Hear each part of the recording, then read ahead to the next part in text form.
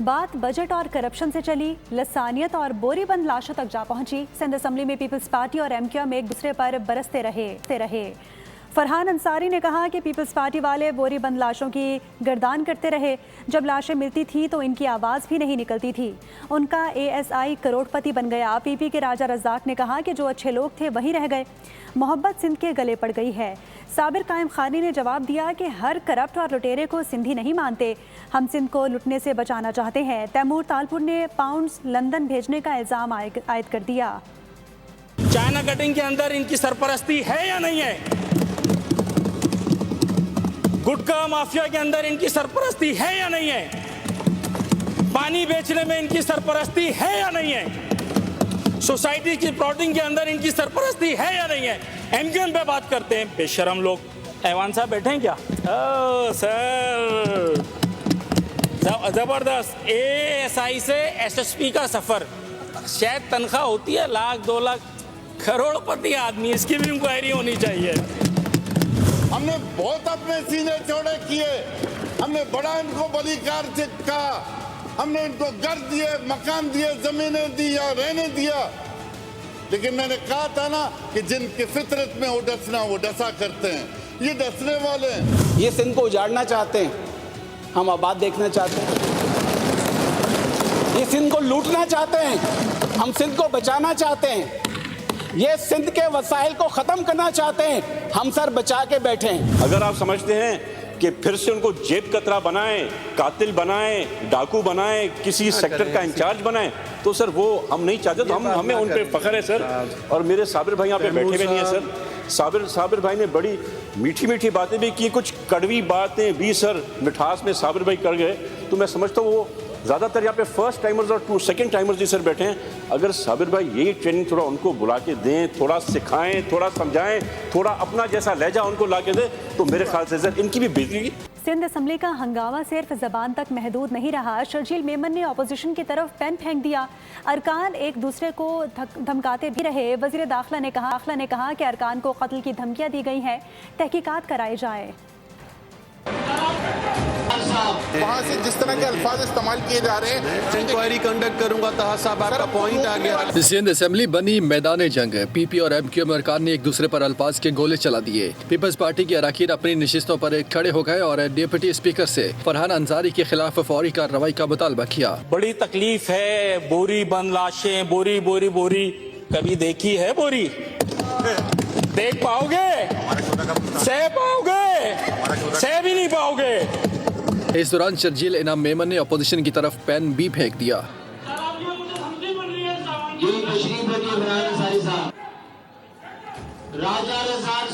اجلاس کے دوران وزیر داخلہ سندھ ضیاء الحسن لنجار نے نقطہ اعتراض پر کہا کہ تقریر کے دوران بوری بند لاشوں کی دھمکی دی گئی، جس کی تحقیقات ضروری ہے۔ بوری بند لاشوں کی ایک انڈائریکٹ دھمکی پورے ایوان کو دی گئی ہے۔ بوری بند لاشیں آپ کو دکھائیں، اور تو اس پر میں انکوائری کا آرڈر کر رہا ہوں۔ اسپیکر اویس قادر شاہ نے کہا کہ تمام ریکارڈ اور ویڈیو کا جائزہ لے کر کارروائی کا فیصلہ کیا جائے۔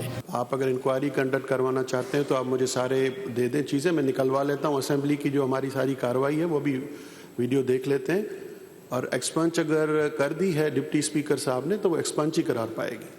دوسری جانب ایم کیو ایم کے رکن طہا احمد نے موقف اختیار کیا کہ تحقیقات یک طرفہ نہیں بلکہ تمام واقعات اور ریمارکس کا احاطہ کریں۔ جو رویہ سینئر رہنماؤں نے رکھا وہ بھی سر قابل قبول نہیں ہے۔ لڑائی اس طرح سے نہیں کی جاتی۔ یہ دیکھیں مائک ٹوٹا، یہاں پہ یہ اسمبلی ہے۔ متنازع تقریر اور احتجاج اور الزامات کے تبادلے کے باوجود سندھ اسمبلی میں بجٹ پر بحث جاری رہی۔ کراچی پہلے سٹی آف لائٹس کہلاتا تھا، لیکن اب سٹی آف کرپشن بن چکا ہے۔ بی آر ٹی تو معلوم ہی نہیں کہ کب مکمل ہوگی۔ یلو لائن میں ورلڈ بینک نے حکومت کو رنگے ہاتھوں پکڑ لیا۔ ایم کیو ایم رکن معاذ محبوب کا سندھ اسمبلی میں خطاب، کہا کہ کراچی والے ڈاکوؤں کے رحم و کرم پر ہیں۔ 21,000 سے زیادہ گاڑیاں چھین لی گئی۔ پنجاب میں نوجوانوں کے لیے 40 ارب رکھے گئے۔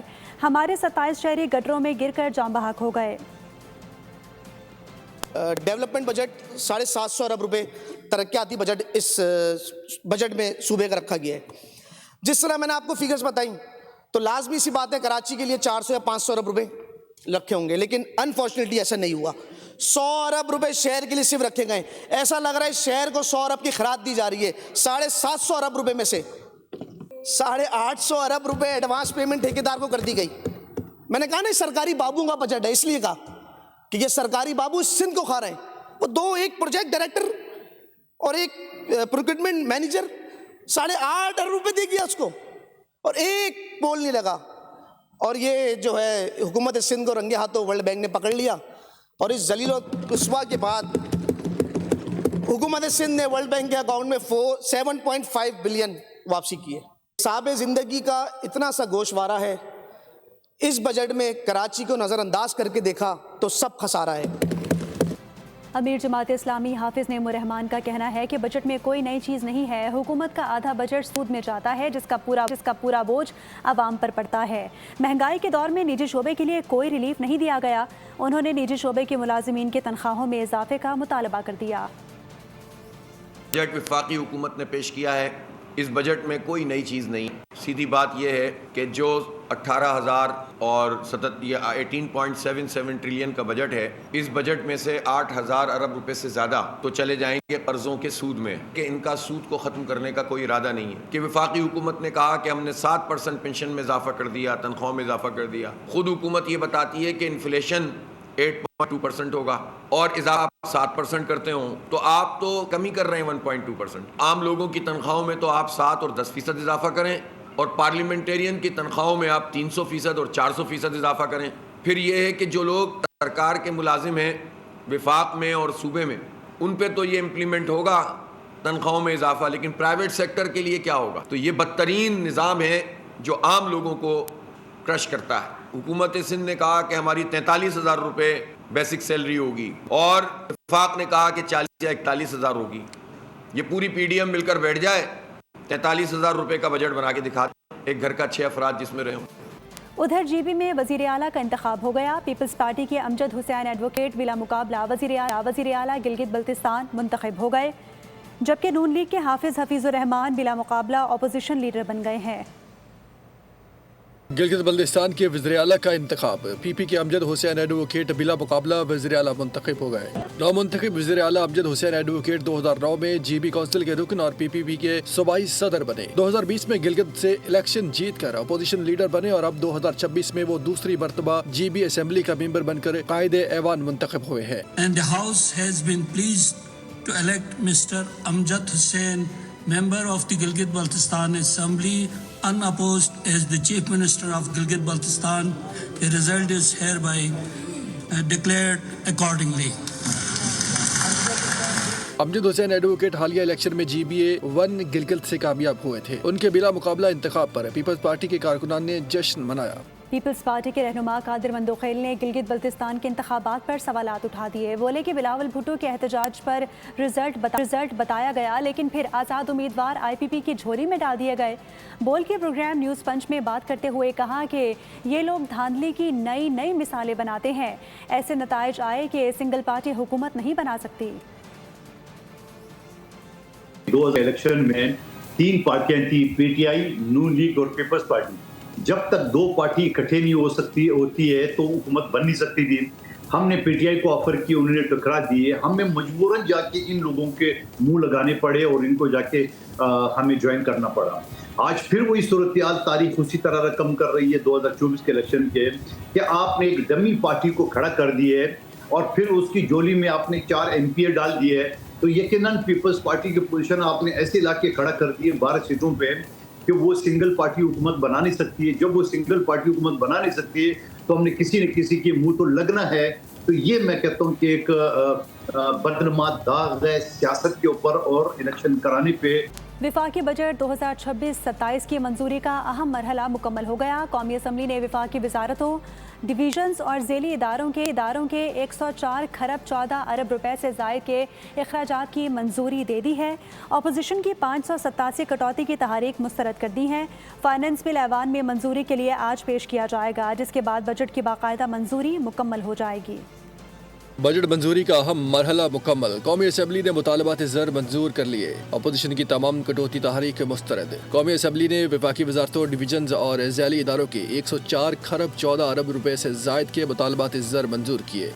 ऐवान ने 135 मुतालबात ज़र की मंजूरी दी। अपोजिशन की 587 कटौती की तहरीक कसरत राय से मुस्तरद कर दी गई।